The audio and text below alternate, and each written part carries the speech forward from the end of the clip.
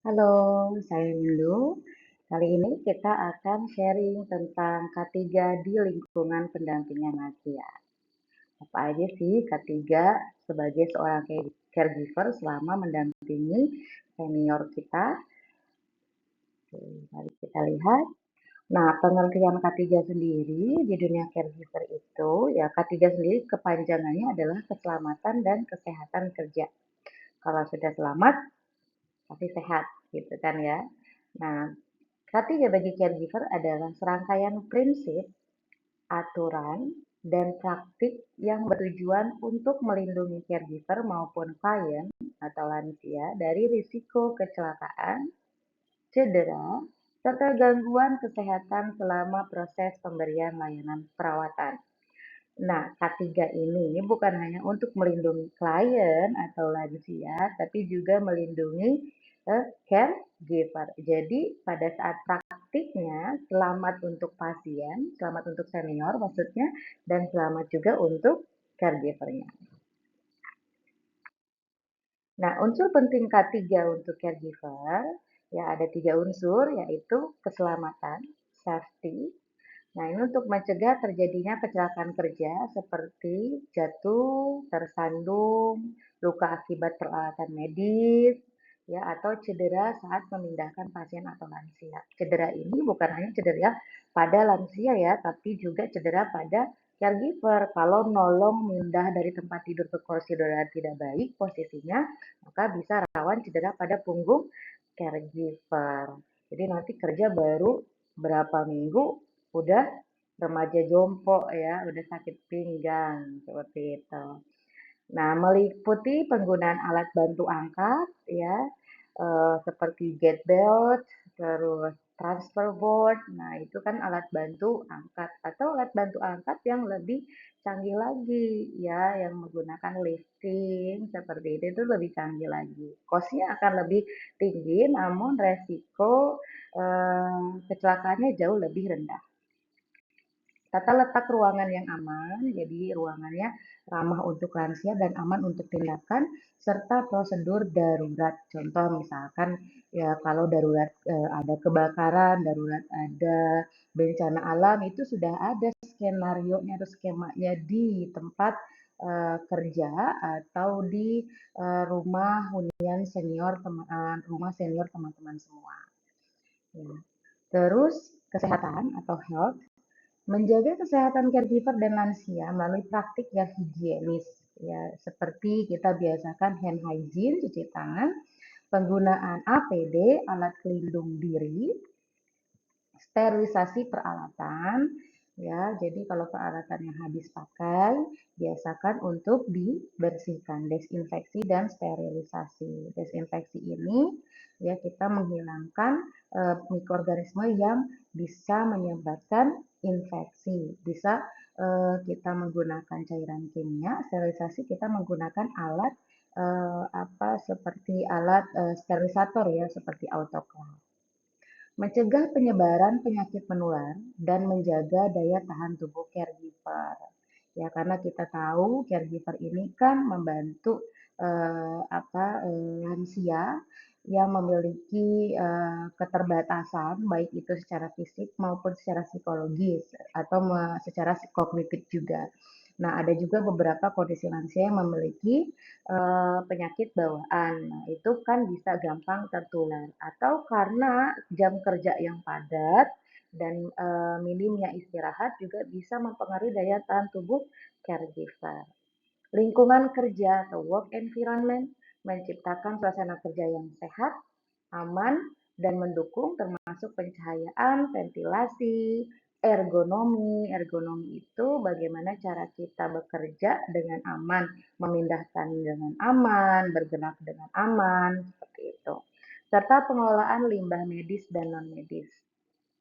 Nah, hati-hati untuk pengolahan limbah ini. Jadi kalau untuk limbah medis itu biasanya kita buang di tempat sampah khusus yang berlogo tempat sampah infeksius. Ya biasanya kalau di Indonesia itu warna tempat sampahnya kuning atau dilapisi plastik warna kuning. Pembuangannya juga tidak sembarangan ya. Itu biasanya kita kubur di tanah atau di insinerator, dibakar sampai habis. Nah, kalau yang benda tajam itu dimasukkan ke tempat sampah yang tahan tusukan, tahan benda tajam, ya disposable box ya. Sebenarnya kita bisa buat sendiri juga dari kontainer-kontainer yang tidak terpakai seperti bekas galon air minum, ya nanti diberikan logo biohazard atau infeksius seperti itu. Dan pembuangannya juga tidak sembarangan ya. Biasanya banyak hunian-hunian senior yang bekerja sama dengan pihak ketiga untuk mengelola limbah medis ini. Jadi tidak boleh dibuang sembarangan. Bisa mencemari lingkungan seperti itu dan bisa melukai orang yang lain karena kalau yang benda tajam itu kan berarti kan sudah mengandung mikroorganisme seperti bekas jarum suntik seperti itu. Ya, jadi hati-hati. Nah, ini biasanya nanti di manajemen sudah dipikirkan bagaimana cara penanganannya. Nah, ini adalah tingkatan pengandalian resiko. Aduh, mohon maaf, ini kualitas gambarnya ya. Tapi teman-teman bisa cari di internet yang lebih HD ya. Atau nanti di next session saya akan coba kalau ada gambar saya coba untuk lampirkan yang HD-nya. Jadi tingkatan pengendalian risiko ada yang paling kurang efektif, ada yang paling efektif. Semakin tinggi, semakin efektif, maka kos yang dikeluarkan oleh perusahaan atau hunian senior atau keluarga senior akan semakin tinggi, tapi resiko kecelakaan dan penyakit akibat kerjanya itu semakin rendah. Ya, sebanding lah ya gitu. Nah, yang paling rendah adalah yang paling kurang efektif tapi paling affordable. Nah, itu APD, alat pelindung diri. Ya udah kita sediakan aja APD untuk caregiver. Ada handscoon, ada masker, ada baraskot, apron ya, seperti itu. Tapi ingat, APD ini rawan kenapa tidak efektif? Karena rawan terjadi human error di mana caregiver tidak menggunakan APD tersebut dengan baik, seperti itu. Yang kedua, administrasi. Dari judulnya aja administrasi ya. Jadi kita mencoba untuk mengendalikan risiko dengan administrasi. Contoh SOP, adanya standar operasional prosedur. Sehingga meminimalisir adanya human error atau shifting, kerja yang shifting sehingga mengurangi beban kerja caregiver. Kalau 24 jam kan beban kerjanya akan lebih tinggi. Seperti itu. Ada lagi juga administrasi dengan pelatihan. Dengan pelatihan kita mengisi, mencharge personalnya atau humannya ini dengan pengetahuan dan keterampilan sehingga bisa mempermudah pekerjaan dan bisa memanage dirinya dan lebih mengenal tentang profesi caregiver sehingga nanti akan lebih aware seperti itu. Nah, lalu yang selanjutnya adalah rekayasa teknis ya.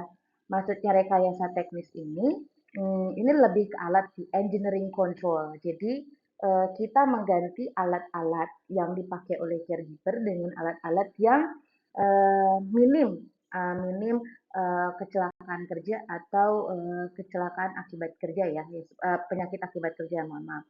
Nah, contohnya seperti kita mengganti termometer air raksa menggunakan termometer digital. Kenapa termometer air raksa rawan pecah? Lalu kan dia mengandung merkuri ya, kita tahu merkuri itu sangat mencemari lingkungan. Nah, seperti itu.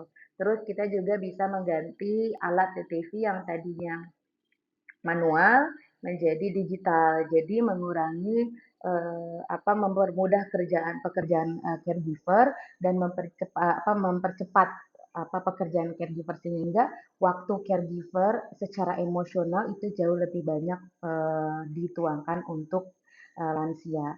Tidak overwhelmed dengan alat-alat yang masih manual gitu seperti itu.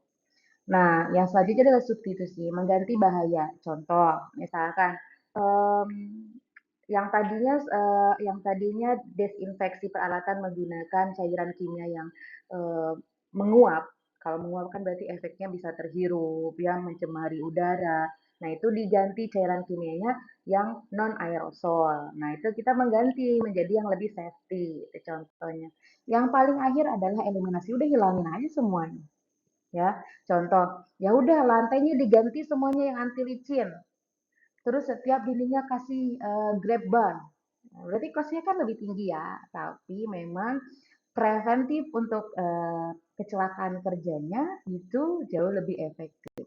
gitu. Jadi tinggal nanti teman-teman milih yang mana nih, atau teman-teman merekomendasikan tempat kerja atau family-nya senior mau pilih yang mana.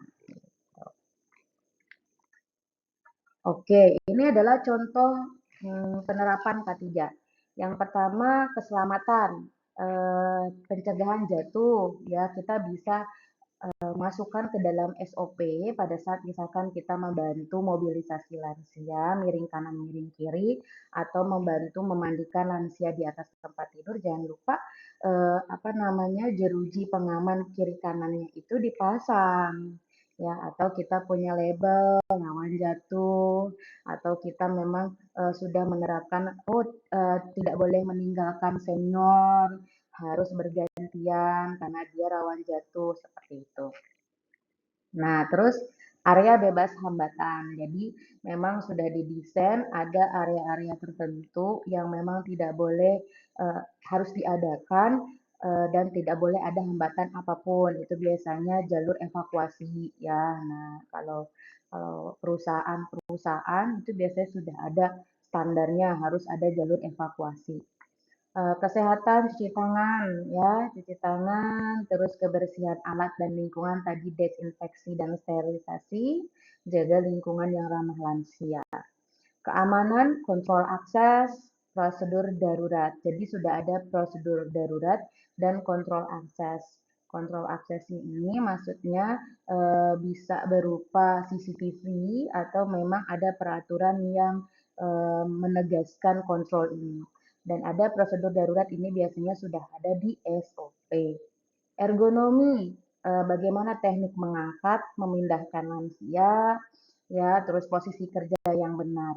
Maksudnya posisi kerja yang benar itu kalau contoh kalau kita mau ngangkat beban yang berat, itu apakah membungkuk seperti orang ruku, kita ngambil ngangkat, atau kita jongkok baru kita angkat.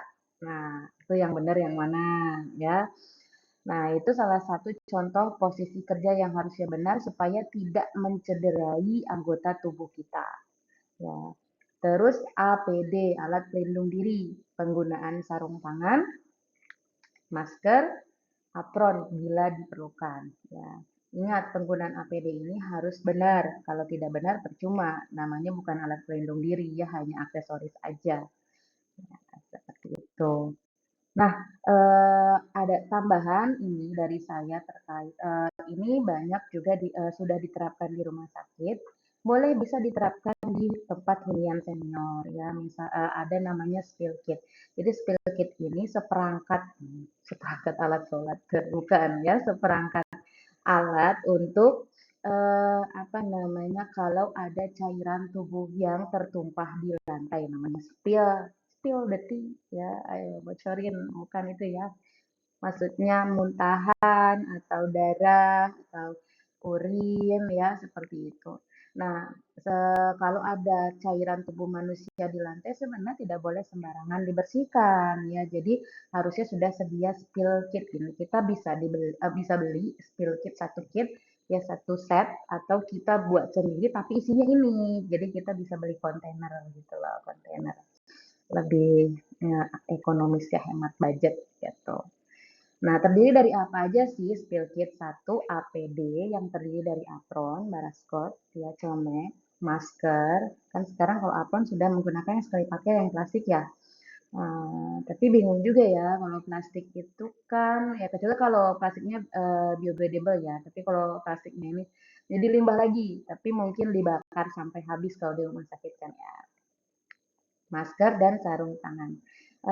APD lain seperti kacamata pelindung dan sepatu dapat ditambahkan sesuai dengan karakteristik bahaya tumpahan bahan. Kalau di rumah sakit kan cairan tubuhnya ekstrim banyak, ya. Nah, mungkin itu boleh ditambahkan.